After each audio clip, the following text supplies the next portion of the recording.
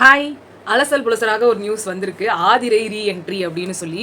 இந்த நியூஸ் உண்மையா இல்லையா அதெல்லாம் சரியா தெரியல. ஆனா உண்மையாக இருந்தால் அப்படின்றதுக்கு தான் இன்னைக்கு நம்ம பேச போறோம். ஆக்சுவலா வந்து இந்த ஒரு ரீஎன்ட்ரி நம்ம ஆல்ரெடி ரொம்ப போன வாரமே எக்ஸ்பெக்ட் பண்ண ஒரு ரீஎன்ட்ரி. ஆனா வந்து அது நடக்கல. இவங்க மட்டும் ரீஎன்ட்ரி அப்படியான்றது எனக்கு தெரியல. அப்படி இருக்காது, 2 பேரும் தான் உள்ள வருவாங்கன்ற ஒரு கெஸ்ஸும் எனக்கு இருக்கு. அப்படி இருந்தா துஷார் இல்ல பிரவீன் இவங்கள யாராவது ஒருத்தர் வர்றதுக்கான வாய்ப்புகள் இருக்கு. பட் என்ன இருந்தாலும் ஆதிரையோட ரீஎன்ட்ரியை எல்லாருமே ரொம்ப பயங்கரமா எதிர்நோக்கி இருந்திருப்பாங்க. ஏன்னா இந்த போன வாரமும் சரி, அதுக்கு முந்தினி வாரமும் சரி, எஃப்ஜே அண்ட் வியானாவோட தொல்லை தாங்கல. அதுக்கும் முன்னாடி வாரத்துல இருந்து அவங்க பண்ணிட்டு தான் இருந்தாங்க. பட் ஸ்டில் இந்த 2 வாரமா ரொம்ப ஓவரா ஆயிடுச்சு. நம்மளால தாங்கவே முடியல. நேத்து ஜெயில உட்காந்துக்கிட்டு அவங்க பண்ண அட்ராசிட்டிஸ், 2 பேரையும் ஒன்னா அனுப்பக்கூடாதுன்னு இவங்க எல்லாம் பிளான் பண்ணாலும், நீங்க உள்ள அனுப்பலனா என்னடா, நாங்க வெளில உட்காந்துக்கினே இதை பண்ணுவோம்னு சொல்லிட்டு உட்காந்து பண்ணிட்டு இருந்தாங்க.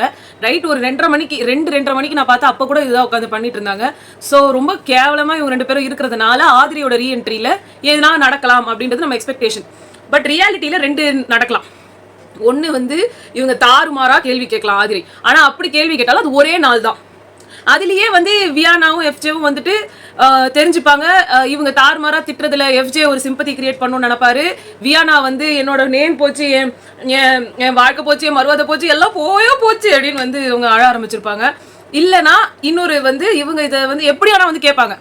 முதல்ல என்ட்ரி ஆயிட்டோன்னு ஒரு ஃபயர் விடுற மாதிரி ஏதாவது பேசணும்ல, அதுக்காக பேசுவாங்க.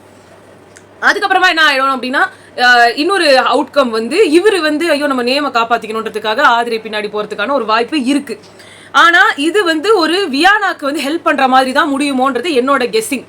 ஏன்னா இவங்க உள்ள வந்துட்டாங்கன்னா வியானா அங்க வந்துட்டு நான் வந்து பதுமை, நான் ரொம்ப நல்ல பொண்ணு, இவங்க எல்லாரும் என்ன தப்பா காமிச்சு என்ன தப்பா பொட்ரே பண்ண பாக்குறாங்க, நான் வந்து அப்படிப்பட்ட ஒரு ஆள் கிடையாது, எங்க அம்மி என்ன நினைப்பாங்க, எங்க ஆட்டுக்குட்டி என்ன நினைக்கும் அப்படின்னு வந்து அவங்க வந்து ஒரு கதையை வந்து சொல்ல ஆரம்பிச்சிருவாங்க. அப்படி சொன்னாங்கன்னா எல்லாருமே உடனே வந்து ஐயோ பாவம் வியானா வந்து ஏன் ஒரு ஆணும் பெண்ணும் வந்து ஒரு ஃப்ரெண்ட்ஸா இருக்க கூடாதா, ஆணும் பெண்ணும் தனியா பேசிக்க கூடாதா, அப்படி இருந்தா இந்த உலகம் வந்து இப்படி ஒரு கண்ணோட்டத்துல தான் பாக்குமா அப்படின்ட்டுலாம் வந்துட்டு ஒரு கும்பல் ஆரம்பிச்சா அது எல்லாமே இந்த இதுல போய் நின்னுடும்.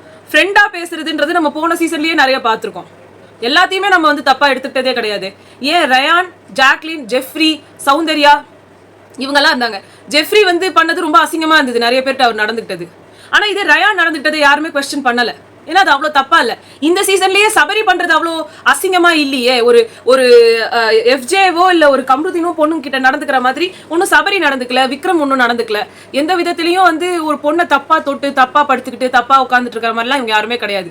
சோ ஒரு பொண்ணும் ஒரு பையனும் வந்து ஃப்ரெண்ட்ஸா இருக்க கூடாதுன்னா கன்ஃபார்மா இருக்கலாம். ஏன் இப்ப விக்ரம் வந்து வியானா கூடயும் ஃப்ரெண்டா இருந்தாரு, சுபிக்ஷா கூடயும் இருந்தாரு, அன்பு கேங்லயும் இருக்காரு.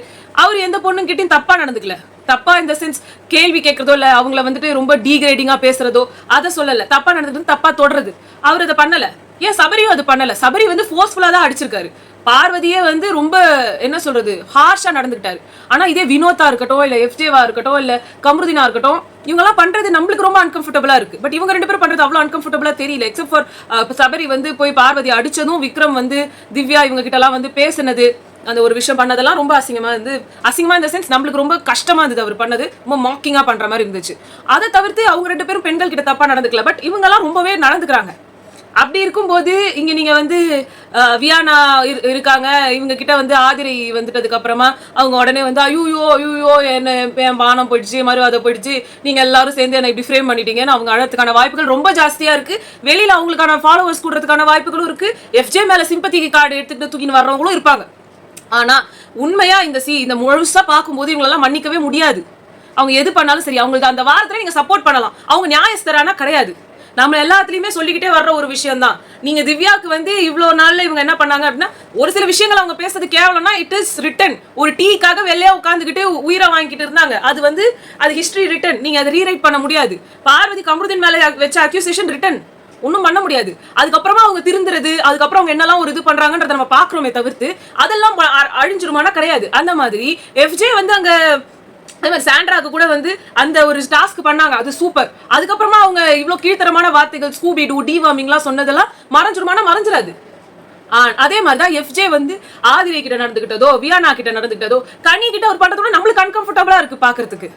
சோ இப்படிப்பட்ட ஒரு பர்சன் வந்து அங்க ஒரு சிம்பத்தி கார்டு தூக்கும் போது பப்ளிக் ரியாக்ட் பண்றாங்க, பப்ளிக் அதுக்கு வந்து சிம்பத்தி கொடுக்குறாங்கன்னா நம்மளோட முட்டாள்கள் வேற யாருமே இருக்க மாட்டாங்க.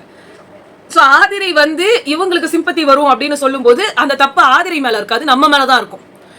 வியானா வந்து இந்த விஷயத்த பயங்கரமா யூஸ் பண்ணுவாங்கன்றதா எனக்கு தோன்றது. அதுலயும் நம்ம முட்டாளா யோசிச்சு அவங்க சப்போர்ட் பண்ணோம்னா திருப்பி நம்ம தான் லூஸ். எல்லாத்தையும் கண் முன்னாடி பார்த்துட்டு ஒருத்தவங்க அதை எக்ஸ்போஸ் பண்ணும்போது அவங்க பல்ட்டி அடிக்கிறாங்க அப்படின்னா அந்த பர்சனை நீங்க நம்புவீங்கன்னா அப்புறம் எதுவுமே பண்ண முடியாது. இன்னொன்னு வந்து என்ன இருக்கு அப்படின்னா, ஒன்னு ஆதிரை திருப்பி பேக் டு ஃபார்ம் அன்பு கேங்கோட சேர்றதுக்கான வாய்ப்புகள் இருக்கு. அப்படிதான் அவங்க அட்ராக்டிவ் பண்ணுவாங்க. ஃபர்ஸ்ட் வீக் அப்பவே வந்து எஃப்ஜே கிட்ட போய் திவ்யா ஒட்டிக்கிட்டாங்க, சாண்ட்ரா, பிரஜன் இவங்கெல்லாம் ஒட்டிக்கிட்டாங்க. எல்லாருமே பாருக்கு அகைன்ஸ்டா ஆகணுன்றதுக்காகவே அன்பு கேங்ல சேர்ந்தாங்க. சோ முதல் வாரம் ஆதிரையில அந்த மாதிரி போறதுக்கான வாய்ப்பு இருக்கு. என்னதான் வாய் கிழிய இவங்க எல்லாரையும் திருப்பி குறை சொன்னாலும் திருப்பி அவங்க கிட்ட போறதுக்கான வாய்ப்புகள் தான் ஜாஸ்தி. இல்லையா அவங்க பாரு கூட சேர்ந்துருவாங்க. அதுக்கப்புறமா இந்த கேங்ல சேர்ந்து இவங்க எல்லாம் கேங் ஆயிட்டாங்கன்னா பிரச்சனைங்க. இதான் உண்மை. சாண்ட்ரா, பிரஜன் இவங்களதெல்லாம் பயங்கரமான ஒரு என்ன சொல்றது, பிரஜன் இப்ப வாய் அடக்கிட்டு இருக்காரு. ஆனா சாண்ட்ராவால முடியல. அவங்களோட ஐடியாஸ்லாம் ஒன்றும் நல்ல ஐடியாஸ் கிடையாது. இவங்க எல்லாருமே வந்து எப்படி ஒருத்தர் கீழே தள்ளான்ற மாதிரி தான் இருக்கும். ஸோ இவங்க எல்லாரும் சேர்ந்து ஒரு கேங் ஆயிட்டாங்கன்னா தப்பு. பட் ஒரு மியூச்சுவல் ஒரு ரெஸ்பெக்ட் வச்சுட்டு ஒன் ஸ்டெப் பேக்லயே எல்லாருமே மூவ் பண்ணணும். அந்த இண்டிவிஜுவலான பிளே தான் நல்லா இருக்கும். இப்போ பார்வதி கூட அவங்க கமருதீன் பின்னாடி போறதோ இல்ல யார் பேச்சையுமே கேட்டு போக கூடாது. அவங்க கிட்ட ஒரு இமோஷனல் சப்போர்ட் உட்கார்றதுக்கு ஓகே. பட் அந்த கேங்கா வந்து இவங்களை நாமினேட் பண்றது, இவங்களை எலிமினேட் பண்றது, எல்லாரும் உங்க மூளையை யூஸ் பண்ணி பண்ணாங்கன்னா செம்மையா ஆடலாம். ஏன்னா அவங்களுக்கான ஐடியாஸ் அவ்வளவு நல்லா இருக்கு. ஸோ ஆதிரையோட என்ட்ரி வந்து எப்படி மாறும், எப்படி போக போகுது, இது இன்ட்ரெஸ்டிங்கா ஆக்க போதா இல்ல இவங்களும் இது கீழ்த்தரமா எடுத்துட்டு போக போறாங்களான்றது நம்மளுக்கு தெரியல. மோர் ஓவர் அவங்க அங்க ரொம்ப பிரசன்டபிளா இருக்கணும்ன்றதையும் பார்த்துட்டு இருக்கோம். போன இந்த சீசனோட ஸ்டார்டிங்ல இருந்து இவங்களும் எஃப்ஜேவும் ட்ரெஸ்ஸே மாத்தாம ஒரே ட்ரெஸ்லயே 3-4 நாள்லாம் இருந்தாங்க. அதுக்கு இப்பதான் பிக் பாஸ் உட்காந்து வந்து சொல்லியிருக்காரு நீங்க பிரசன்டபிளா இல்லைன்னு சொல்லி.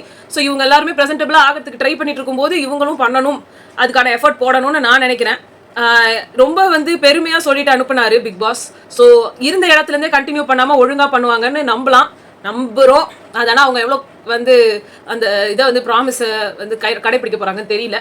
அடுத்து இவங்க கூட யாருன்னா பிரவீன் இல்லை யாருன்னா என்டர் ஆனாங்கன்னா அவங்க என்ன பண்றாங்கன்னு பார்க்கணும். ஏன்னா இவங்க எல்லாம் வந்துட்டு அன்பு கேங்குக்கு ஆள் எடுக்கிறதுக்கு உள்ள போற மாதிரி போயிடக்கூடாது. அது என்னோட ஆசை. இது எல்லாமே பிரவீன் இல்ல துஷார் யாருன்னா கன்ஃபார்மா அவங்க அன்பு கேங்ல தான் போய் ஜாயின் பண்ணுவாங்க. ஆதிரை வெளியில வந்து நான் அந்த குரூப்ல தான் இருந்தேன், அது எனக்கு பிடிக்கலன்ற மாதிரி வந்து சொல்றதுனால அங்க இருந்து அவங்க வெளியில வரதுக்கான சான்சஸ் இருக்குன்றதுதான் நான் நினைக்கிறேன். பட் பார்க்கலாம். இவங்கெல்லாம் உள்ள போயிட்ட அப்புறமா வெளியில இருந்து நல்லா வாய்ஸ் ஆடால் விட்டுட்டு தான் போறாங்க.